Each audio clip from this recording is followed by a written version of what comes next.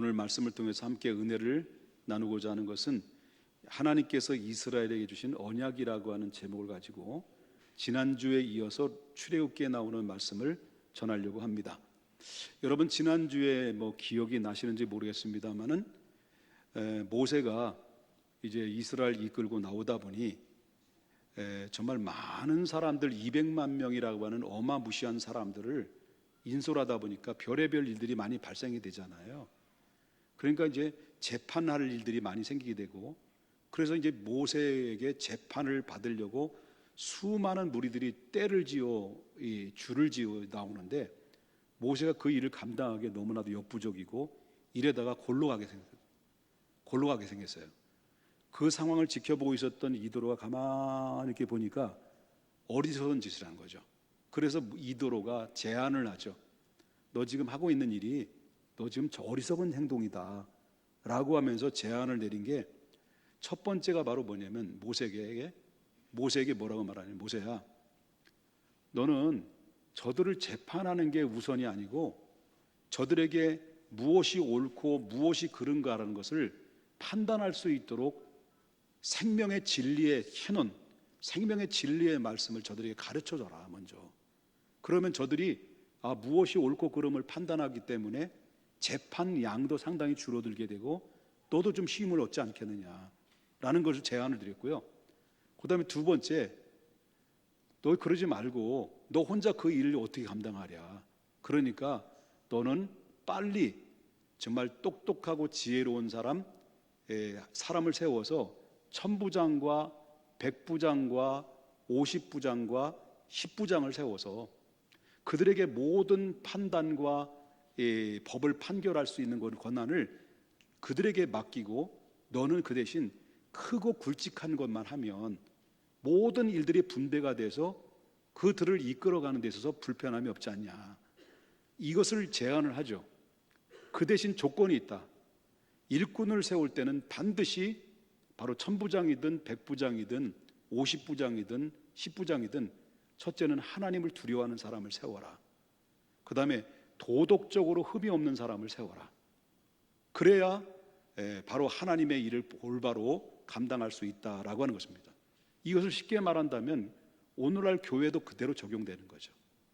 그러니까 제가 목회를 하다 보니까요, 어떤 때는 한 달에 설교를 50편 설교를 했더라고요. 새벽 설교, 주일 낮 예배, 오후 예배, 수요 예배 등등 해서 50편 설교를 준비하다 보니까요, 어떤 때 머리가 쥐가 나요. 근데 어느 때도 있었냐면요, 주일 낮 예배를 드리기 위해서 모든 원고 정리를 딱 했는데 엔터를 잘못 쳐가지고 원고가 날아가 버렸어요. 그것도 한 10분 전에 15분 전에 날아가 버려요. 이런 일들이 한두 건이 아니겠죠. 그럼 어떻게 할까요? 그럼 어떻게 할까요? 그럼 나가야 되는 거죠. 그래서 무원고로 설교할 때가 여러분 모르는 사이에 가끔마다 있었다는 거예요. 그런데 놀라운 사실은 그냥 갑자기 원고 없이 그냥 섰는데 반응이 오히려 내 약함이 곧 강함이다 라는 말씀처럼 더 성도님들이 은혜로 받아서 아멘 소리가 더 크더라는 거죠. 이건 내가 하는 것이 아니라 하나님이 하시는 것이다 라는 생각이 들죠. 여러 가지 에피소드 같은 일들이 너무나도 많이 발생을 했던 것을 기억이 납니다. 자, 오늘 본문에 나오는 말씀을 좀 언약에 대한 얘기를 할게요. 자, 대등한 인간끼리 약속으로 하는 것을 무슨 언약이라고 말하냐면 대등 언약이라고 말합니다.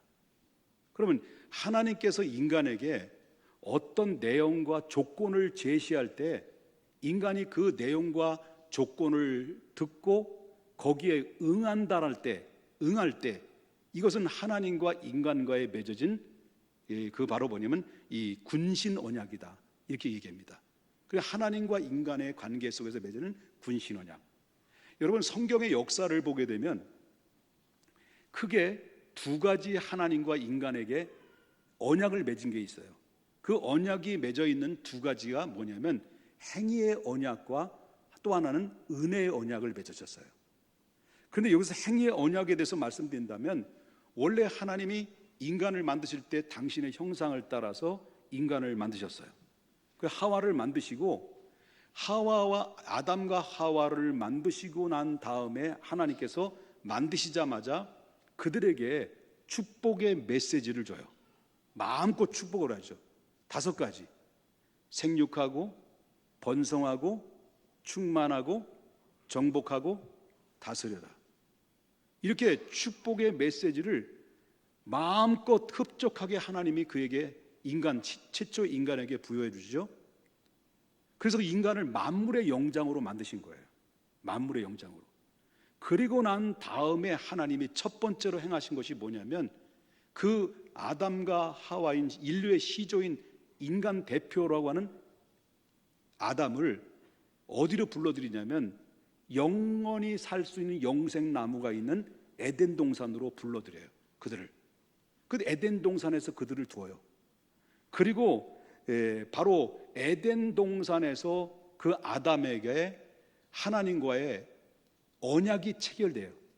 그 언약이 체결되는데 그 체결된 언약의 내용이 창세기 2장 17절에 나오는 말씀입니다. 창세기 2장 17절에 보게 되면 이렇게 이야기가 나와요. 선악을 알게 하는 나무 열매는 뭐 하라는 거예요? 먹지 말라. 내가 먹는 날에는 어떻게 된다는 거죠? 반드시 죽으리라고 말씀하셨습니다. 그러나 여기엔 전제 조건이 있습니다. 선악을 알게 하는 선악과를 따먹지 않는 조건이 뭐냐? 따먹지 않으면 어떤 조건이 있습니까? 무엇을 주겠다는 거죠? 무엇을 얻겠다는 겁니까? 무엇을 유지하겠다는 거죠? 그것은 바로 에덴 동산에서 영원히 살 수 있는 영생을 얻게 된다는 거죠.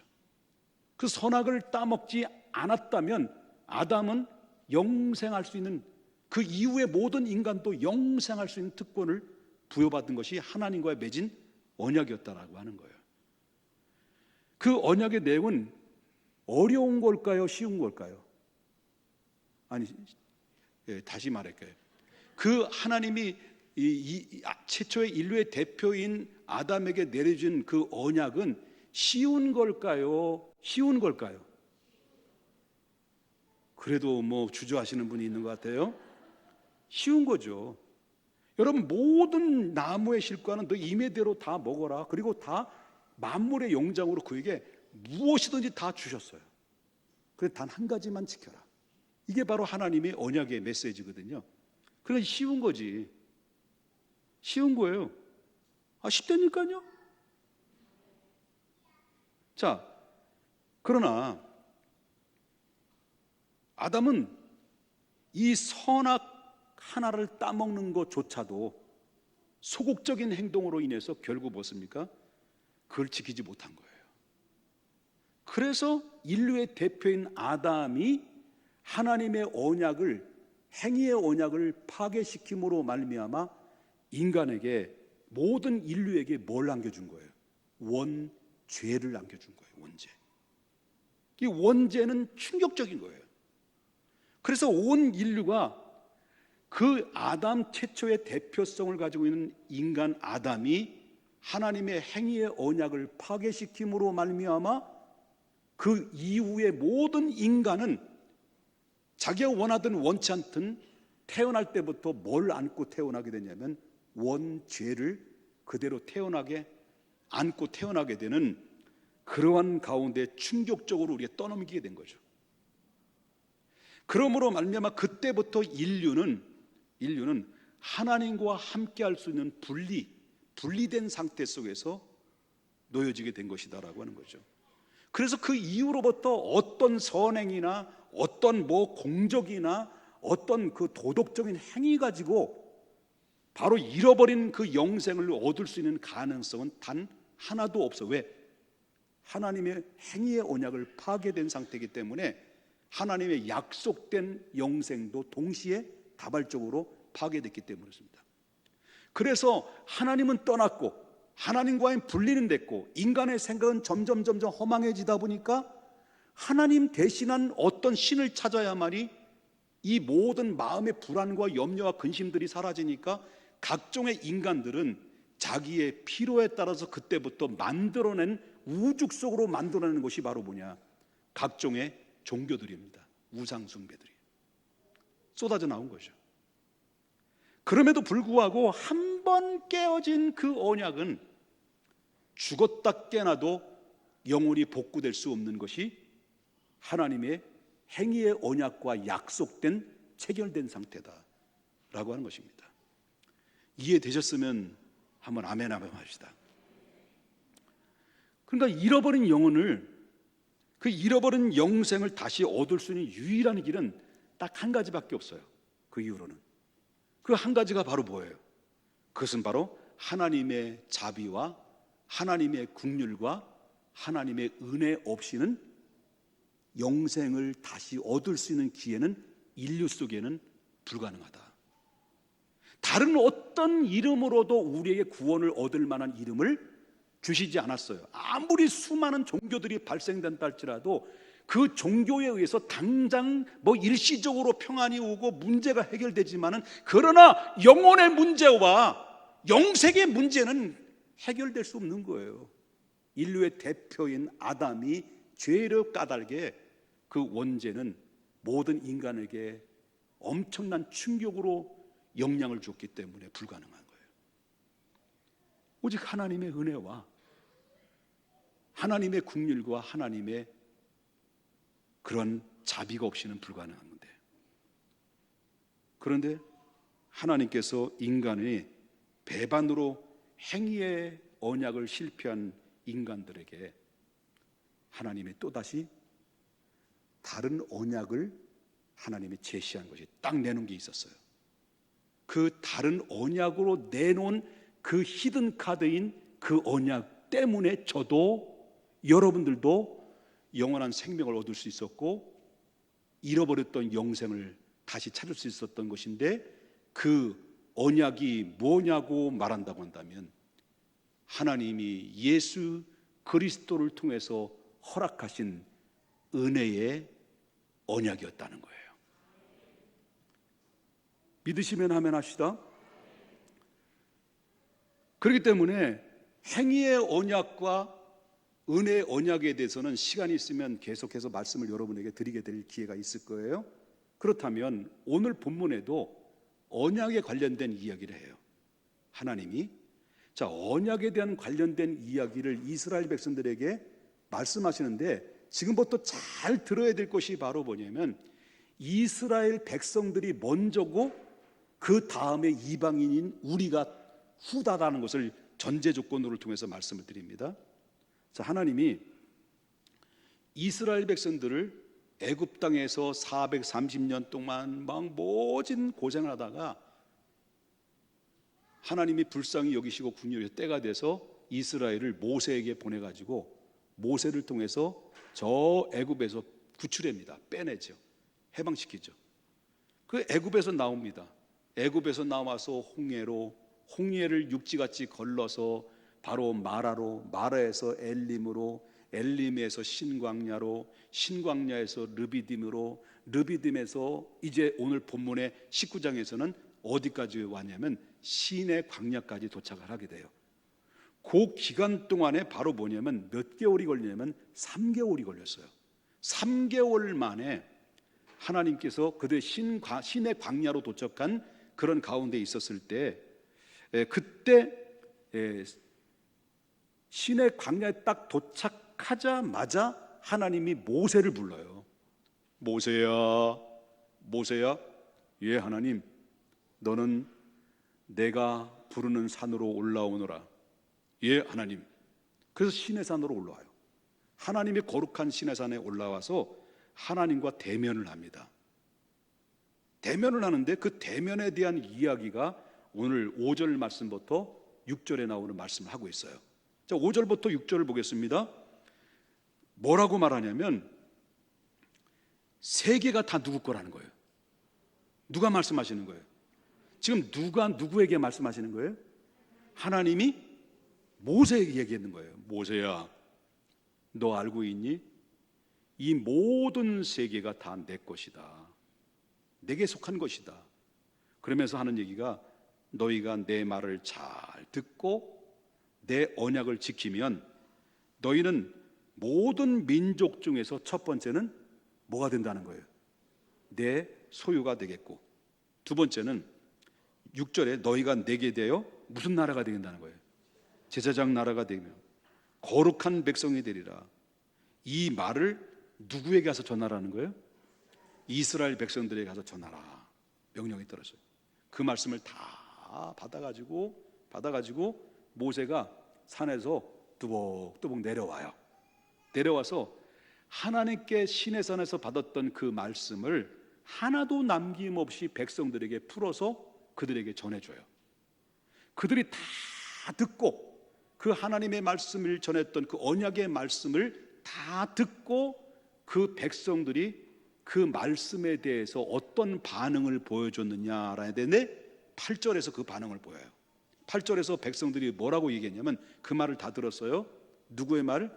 하나님의 말씀을 모세를 통해서 받았어요. 백성들의 반응은 8절 보겠습니다. 백성들이 일제히 응답하여 이르되 여호와께서 명령하신 대로 우리가 다 어떻게 한다는 거예요? 다 행하리이다.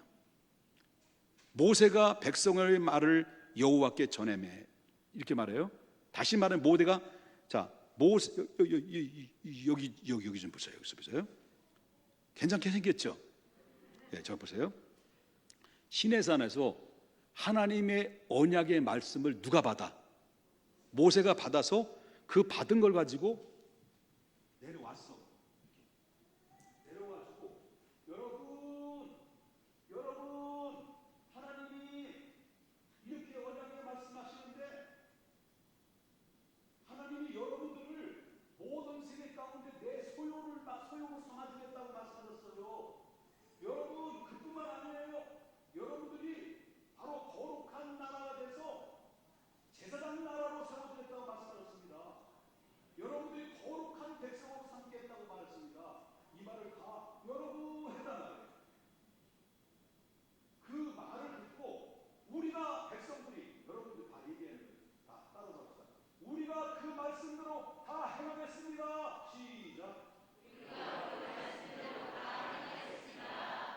얼굴 너무 크네. 자, 백성들이 모세는 백성들에게 전했고 백성들이 그 말씀을 받아서 또 뭐라고 그랬습니까? 백성의 말을 누구에게 또 갖다 드려요. 하나님께 다 보고를 해요. 이게 바로 어떤 언약인 줄 아십니까? 군신 언약. 신학적인 용어로 본다면 이것을 언약을 주셨을 때 하나님이 먼저 언약의 내용을 주셨을 때 이스라엘 백성이 그 언약을 수납해요. 수납하는 이것을 가지고 언약이 체결됐다 그런 의미를 가지고 있어요. 그런데 이것이 언약이라고 하는 것은 오늘 이야기하는 그 언약, 이스라엘에 체결된 언약은 이중 구조가 되어 있어요.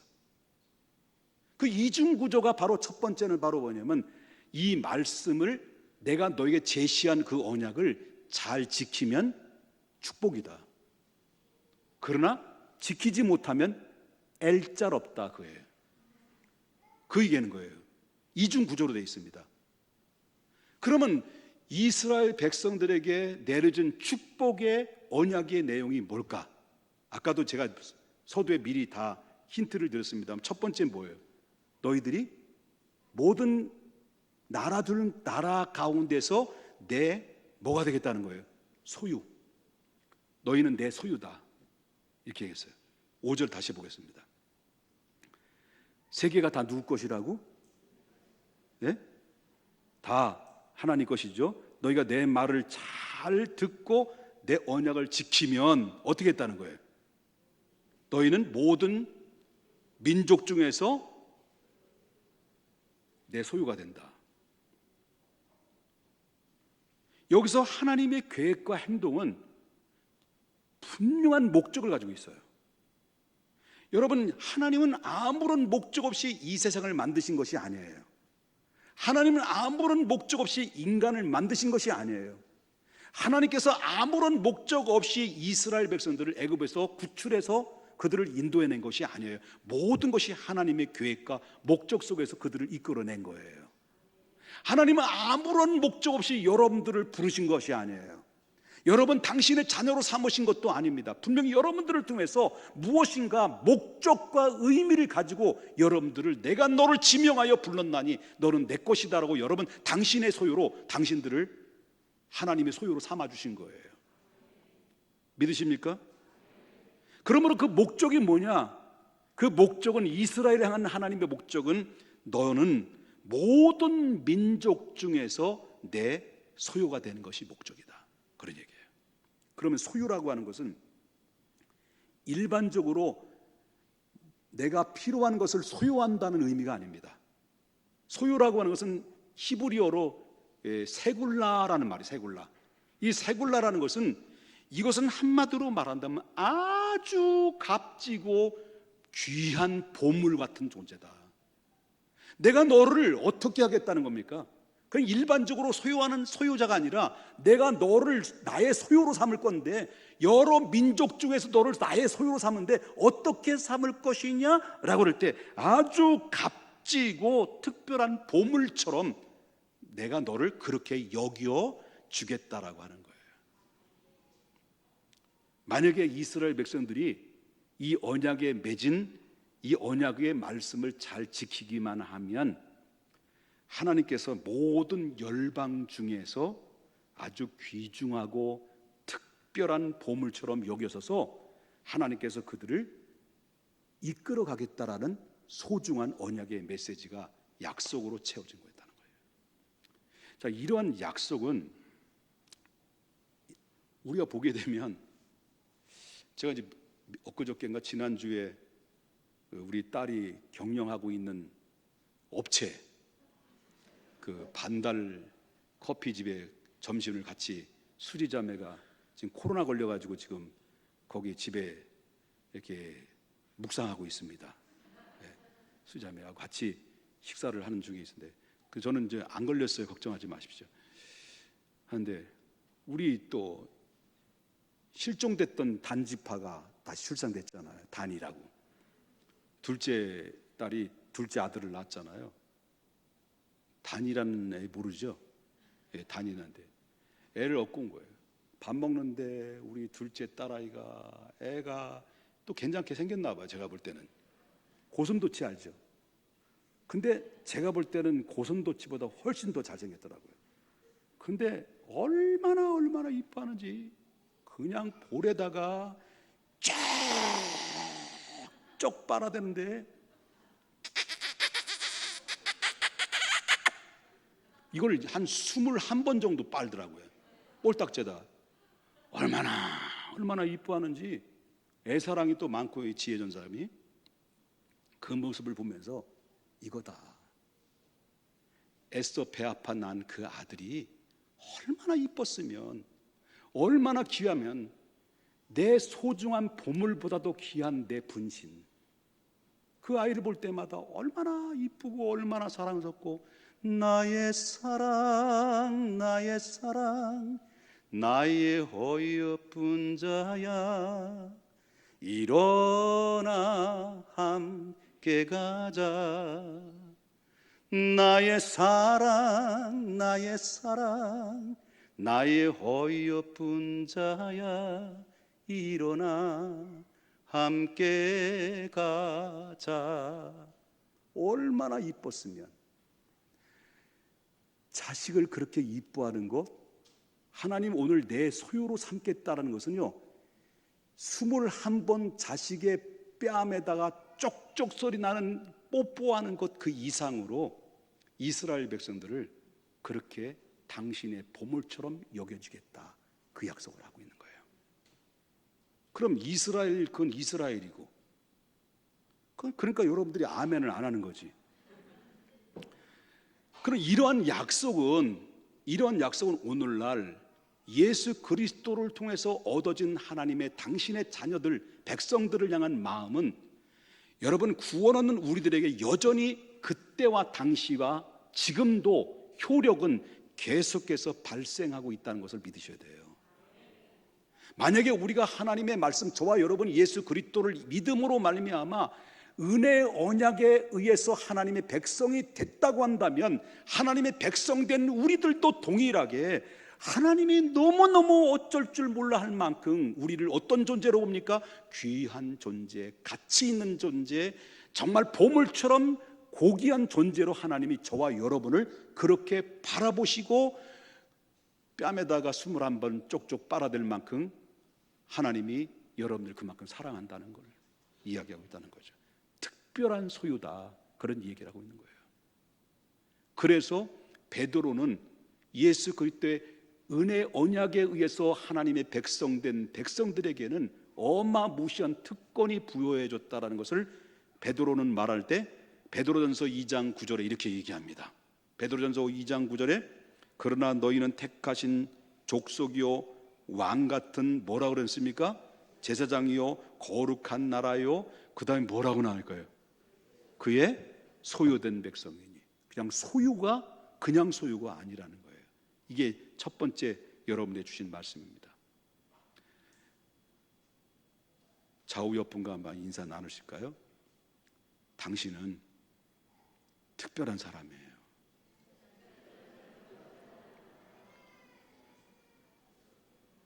다시 한번 인사. 당신의 외모는 특별해요.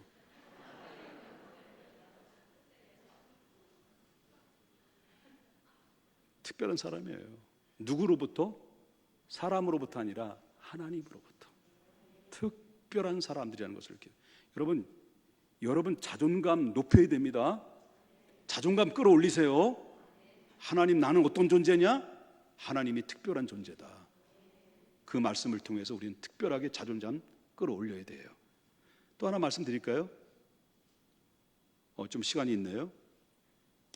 자, 두 번째 주신 축복의 언약의 말씀은 아까 똑같은 반복적인 얘기죠.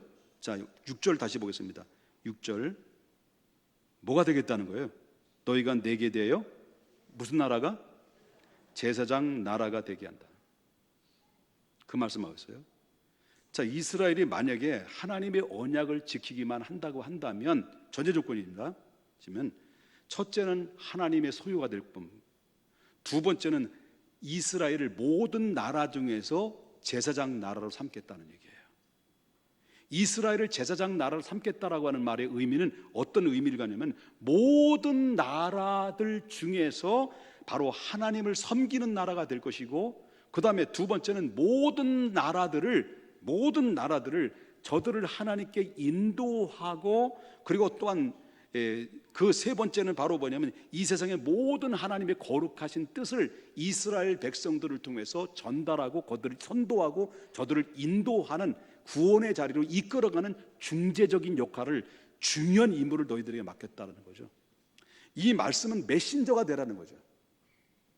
그러니까 결국 이스라엘 백성들은 모든 만민의 대표의 민족으로 세웠고, 그 다음에 만민의 영혼을 책임질 수 있는 제사장 나라로 하나님이 택해서 불렀다라고 하는 거죠. 이걸 종합해 보면 뭐예요?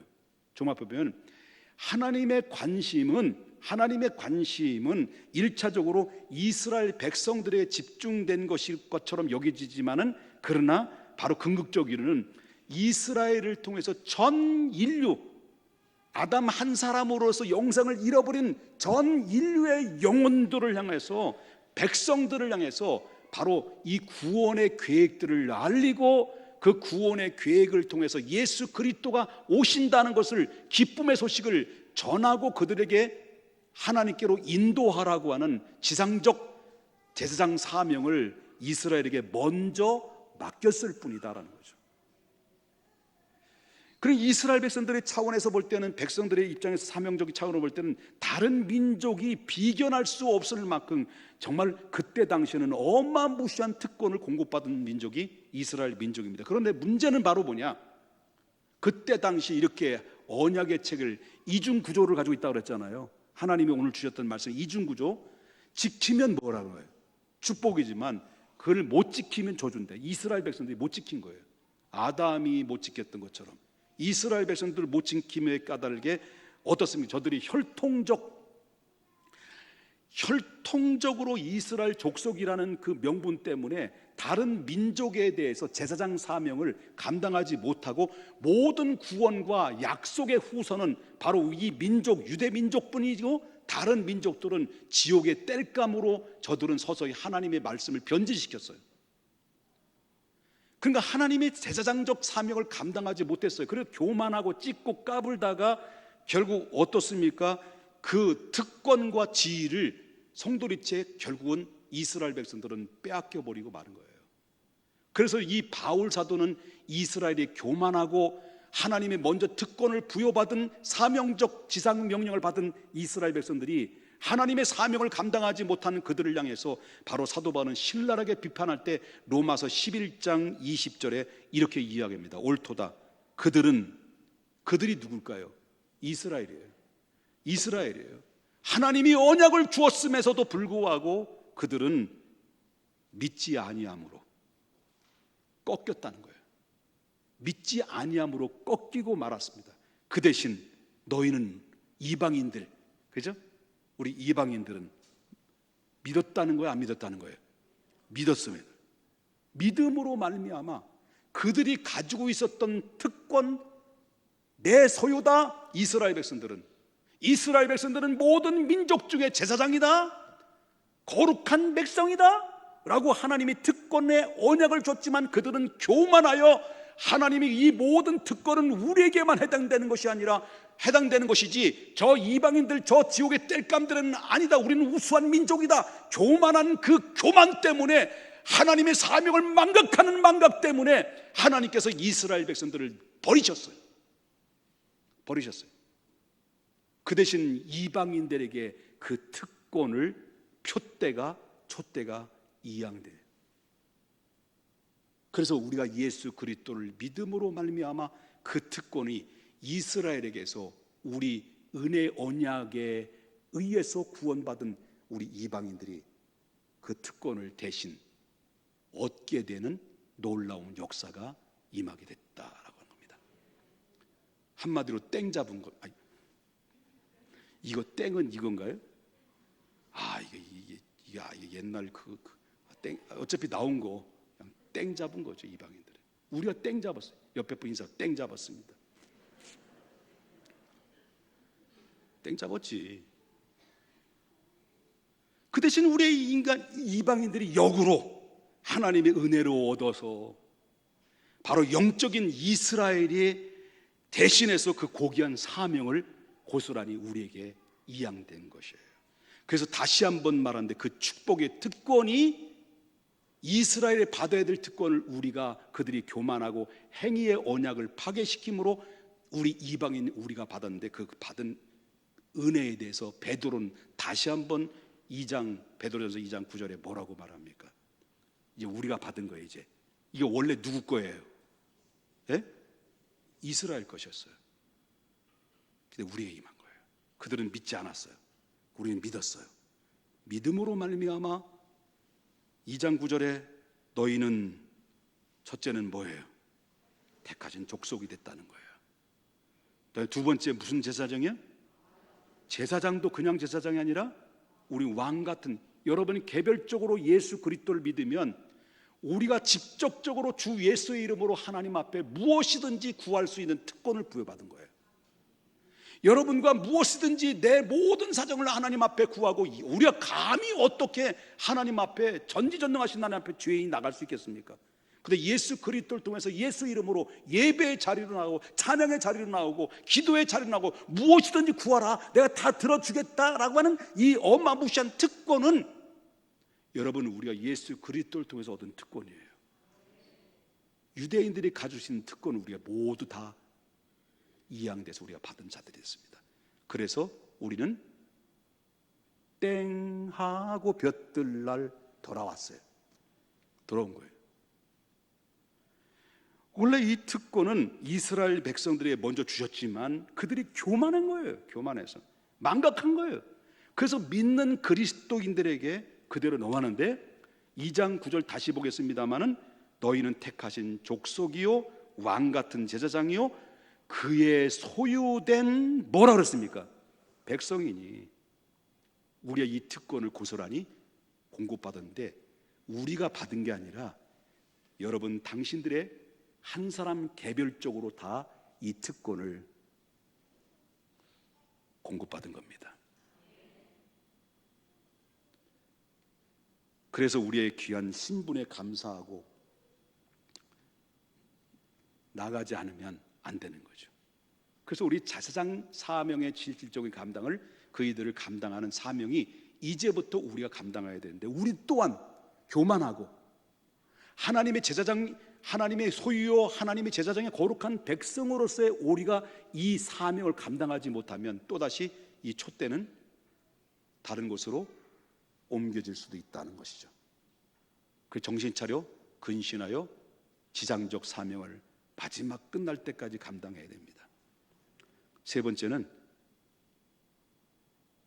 6절 보겠습니다. 너희가 내게 대하여 제사장 나라가 되며 뭐가 되리라는 거죠? 거룩한 백성이 되리라. 하나님 나라는 누가 들어가는 거예요? 거룩한 백성이 들어가는 거예요. 우리는 거룩합니까? 우리 거룩하지 않아요. 근데 우리를 거룩하게 여기는 의롭다함을 입게 하는 것은 뭐예요? 예수님의 은혜로 의롭다함을 입게 된 사람들이죠. 지금까지 모세에게 주신 축복의 언약은 종합해 본 세 가지입니다. 세 가지, 첫 번째는 내 소유가 될 것이다. 두 번째, 제사장 나라가 될 것이다. 세 번째, 거룩한 백성이 될 것이다. 이 세 가지를 너희가 응하겠느냐? 응하겠습니다. 응해요 했단 말이에요. 네? 그런데 그들이 일방적으로 깨뜨렸어요. 아담과 하와처럼. 그 축복이 누구에게 넘어간 거예요? 우리 이방에 넘어간 거예요. 우리에게 얻어진 거예요. 여러분, 이 말씀 무시하면 안 됩니다. 이 말씀 정말 무시하면 안 되는 거예요. 여러분, 결론 내리겠습니다. 우리 성도들은 이 세상에 보기에는 매우 하찮은 존재로 보여줄 수 있어요, 사람들이 볼 때. 그러나 우리는 십자가의 대속의 은총을 받아서 이후부터 세상에 알지 못하는 신령한 직분과 거룩한 직분을 부여받은 하나님의 백성이 됐다는 것을 마음판에 새기고 늘 되새김질해야 돼요. 그러므로 하나님의 가장 소중히 여기는 소유된 백성이 됐고, 우리는 그분의 가장 가까운, 하나님 가까이서 섬기며 인류의 구원의 길을 안내하는 왕 같은 제사장의 일들을 감당하게 됐고, 하나님과의 교제를 나눌 수 있는 그런 거룩한 백성이 자유롭게 하나님의 보좌에 왕래할 수 있는 특권을 받은 사람들이 됐다는 거죠. 이 지상 명령이 할 건 뭘까요? 이제 우리 교회에서 해야 될 일이 뭘까요? 하나님이 이스라엘에 맡겼던 것처럼 제사장 나라의 제사장의 역할을 감당해야 되는데, 제사장은 우리끼리 모여서 예배 드리고 은혜 받고 서로 교제 코이노니아를 하는 것이 아니라, 마지막 지상 명령인 땅끝까지 이방인의 수가 다 채워지기까지 마지막 우리 믿는 그리스도의 평택 중앙교회 모든 성도님들은 땅끝까지 이르러 바로 예배와 선교의 본질을 다시 회복하고 땅끝까지 이르러 하나님의 지상 명령을 다 감당하는 일에 순종하고 나아가는 일에 최선의 삶을 살아갈 때, 하나님께서는 세 가지의 축복은 여전히 계속 진행형이 될 것이고, 그 축복은 계속 우리의 다음 세대인 여러분의 자녀들에게도 고스란히 임하게 되고, 태중에 있는 아이들을 위해서도 그런 기도를 하셔야 됩니다. 그래서 하나님께서 계속 우리의 자녀들이 하나님의 백성이 되게 해주시고, 우리 자녀가 하나님의 제사장이 되게 해주시고, 거룩한 백성이 되어서 영향력 있는 하나님의 축복의 통로와 매개체가 되게 해달라는 간절한 기도와 끝없는 하나님의 말씀을 통해서 이 특권을 마음껏 누리면서 시대적 사명을 잘 감당하는 우리 평택중앙교회 모든 성도님들이 다 될 수 있기를 주님의 이름으로 축원합니다. 거룩하신 하나님,